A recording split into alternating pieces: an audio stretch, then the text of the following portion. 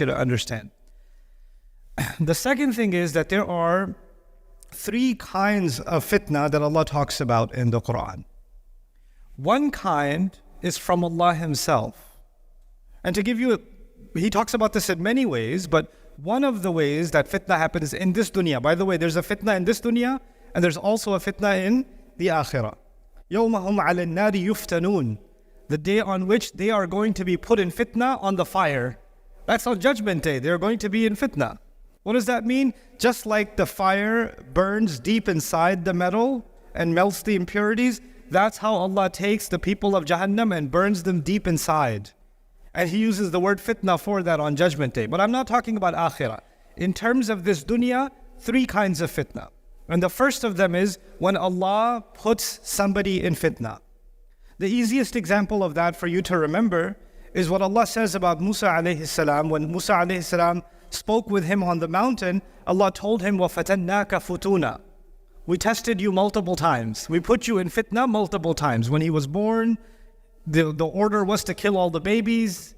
And he was, even as a baby, he was put in fitna. He was in a fitna when he was in the basket that could have drowned. He was in a fitna when he was being raised in the house of Fir'aun. He was in a fitna when he had to hide his mother's true identity. He was in a fitna when he had to escape Egypt. He was in a fitna when he couldn't go back to Egypt and when he almost died of dehydration. He was in a, all of these were fitna that he went through, all of these difficult tests that he went through. And Allah describes how Musa alayhi salam was put through fitna. So you would think Allah does this for believers, but Allah also mentions this for Fir'aun. وَلَقَدْ فَتَنَّا آلَ فِرْعَوْنَ. We put the people of Fir'aun and the lineage, the descendants of Fir'aun also in fitna. So now we're learning when Allah executes a fitna, He doesn't just do this for believers and doesn't just do this for disbelievers, it's for everybody. Anybody can be put through fitna. And that is why we find in the Quran, فِتْنَتُكْ تُصِيبُهَا مَنْ تَشَاءُ تُصِيبُ بِهَا مَنْ تَشَاءُ إِنْ هِيَ إِلَّا فِتْنَتُكْ تُصِيبُ بِهَا مَنْ تَشَاءُ. Musa alayhi salam even told Allah at one point, this is your fitna, you can strike with your fitna whoever you want.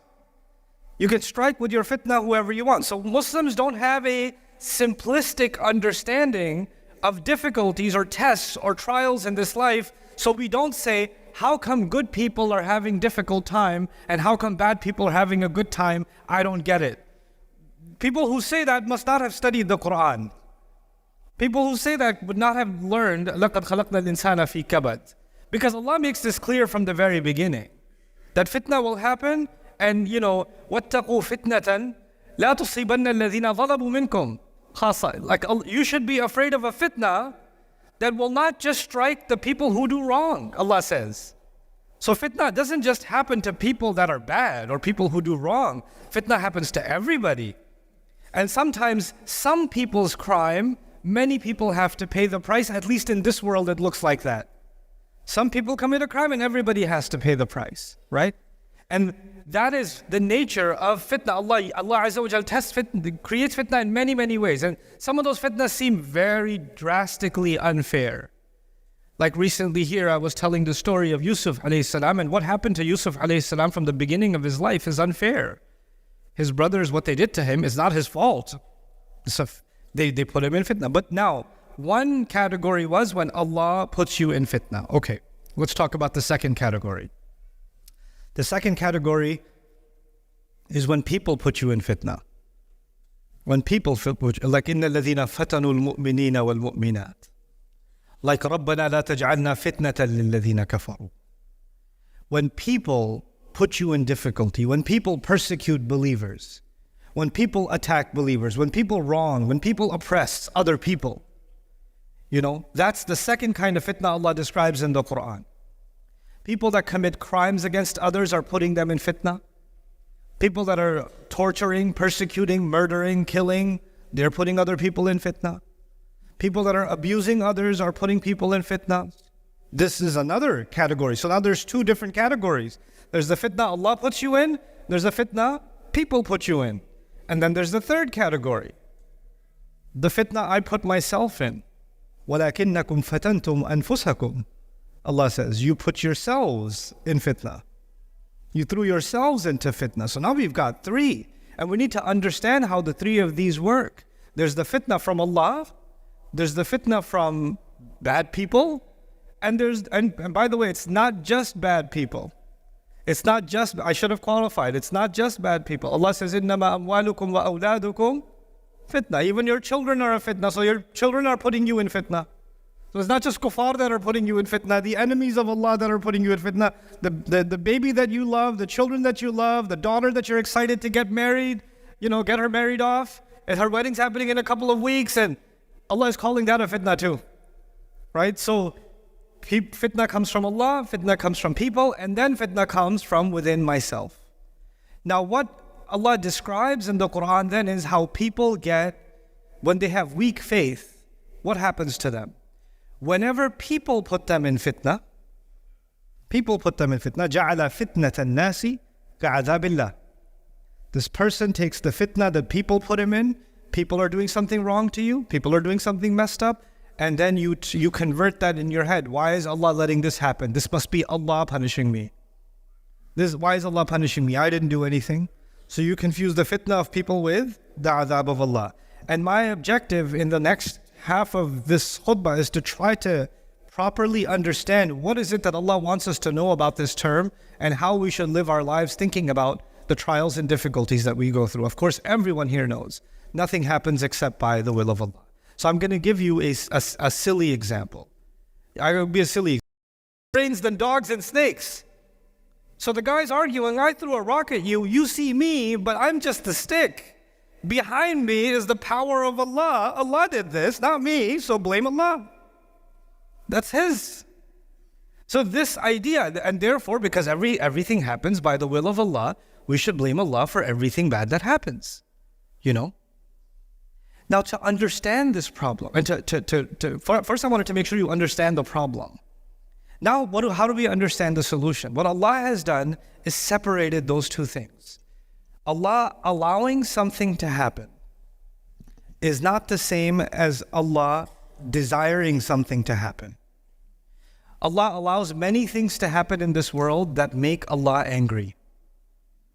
Allah, in fact, gets angry in the Quran. If everything happened the way Allah wants it to happen, or the way Allah desires, by the pleasure of Allah, everything happened by the rida of Allah, then Allah should never be upset about anything, because He's the one who did all of it. But when Allah says, غَضِبَ اللَّهُ عَلَيْهِمْ, Allah got angry at them. What did the Mufassirun describe here? There's a difference between the rida of Allah, the pleasure of Allah, Allah doing something willingly, or rather not willingly, out of His desire to do something, out of His will, but rather more, He allowed it to happen. He in His wisdom decided, I will allow certain things to happen, even though He Himself is not pleased with those things. He gave human beings that freedom to do things that are displeasing to Him. He gave them that freedom. And the first time Allah did this, when He created the human beings, even the angels were confused. Why are you giving the human beings this power to do things that you don't like? Ya Allah, you don't like these things, but you're letting them do these things. How come you're letting them do them? أَتَجْعَلُ فِيهَا مَنْ يُفْسِدُ فِيهَا وَيَسْفِكُ الدِّمَاءِ They couldn't understand it. And Allah Azza wa Jalla said these human beings are created for a much more complex and powerful purpose that even the angels were not yet ready to understand. إِنِّي أَعْلَمُ مَا لَا تَعْلَمُونَ. I know something you don't know. That's what He told the angels.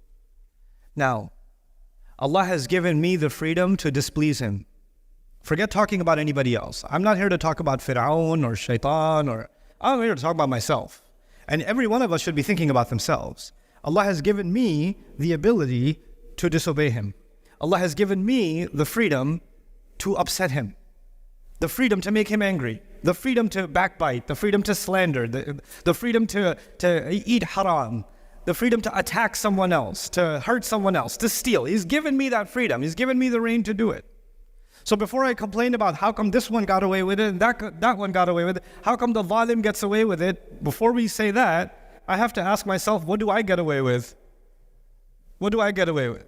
Somebody came to me not too long ago because of what's happening in the world, and we all know what's happening in Gaza. May Allah Azza wa Jal help the believers in Gaza and grant the shuhada Jannah and grant their families sabr and give us an ounce of that kind of tawakkul and iman that those people have demonstrated and give them nusra.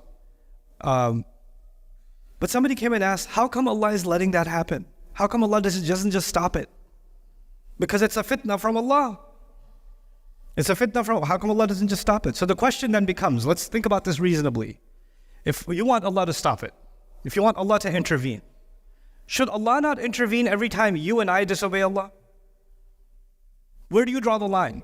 No, if they're killing people, then Allah should stop. But if they're stealing, that's not so bad. It's okay, Allah doesn't have to intervene yet. Or if you're lying about something, then no, don't make your tongue, force your tongue to say the true thing. No, not that much control, but after some limits, Allah should just stop things. Allah put human beings on this earth, and He allowed them to be a fitna for each other. Allah allowed them to be a fitna for each other. And when we take the fitna that we put each other in, human beings put each other in fitna, and then we say, no, this is Allah's fault. Allah's the one who did this, not the people. That is what's called when you put yourself in fitna. The third one. It is from Allah, only in that Allah allowed you to be tested. Allah created a situation and allowed you to be tested to see how I'm going to do, how you're going to do. That's it.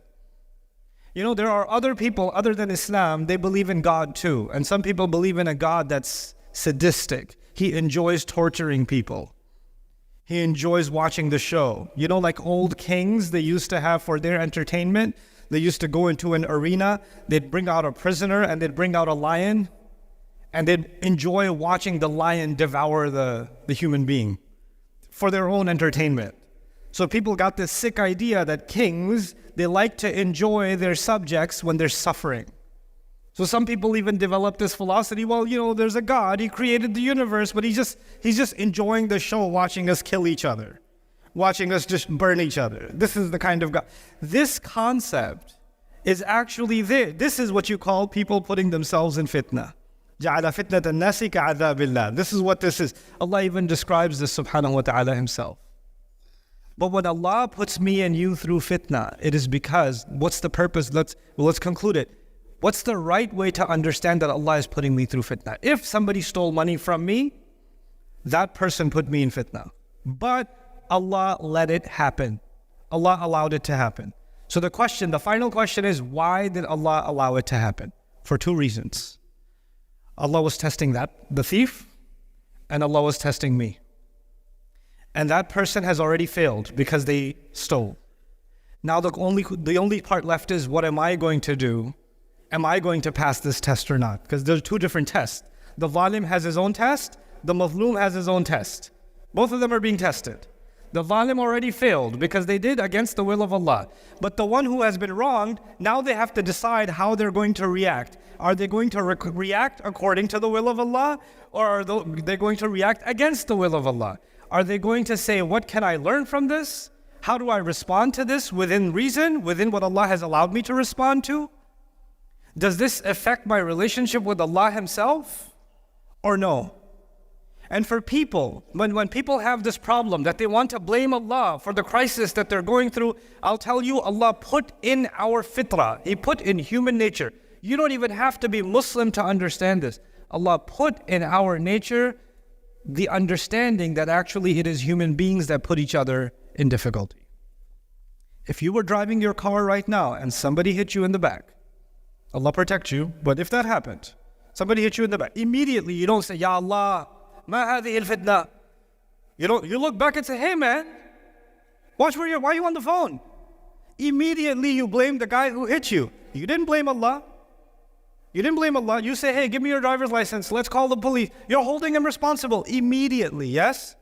And these are the same people who, when something wrong happens to them, they say, well, I want to hold this person responsible. But when they themselves do something wrong, they say, well, it was the will of Allah. What can I do? قَدَّرَ اللَّهُ مَا شَاءَ فَعَلَ. You see? It's a kind of hypocrisy, isn't it? I want to hold others responsible, but not myself. So people philosophize about these things, and they talk about these things, and they put themselves in fitna. And Allah says about people like that, أَلَا فِي الْفِتْنَةِ سَقَطُوا. Haven't they already fallen into fitna? Haven't they already fallen? This is why studying the book of Allah and contemplating the book of Allah is so important. This is why understanding there's a seen world and there's an unseen world. And the things that Allah does, they have a purpose behind them. It's never purposeless. Allah did not create me without purpose, and no situation that Allah put me in is without a purpose. And every one of those purposes has hikmah in it. People do things, stupid things to each other, but Allah never allows even those stupid things to not have a wise purpose behind them. That's why He's Al-Hakim. That's why He's Yudabbir al-Amr, right? He does Tadbir al-Amr. He plans everything.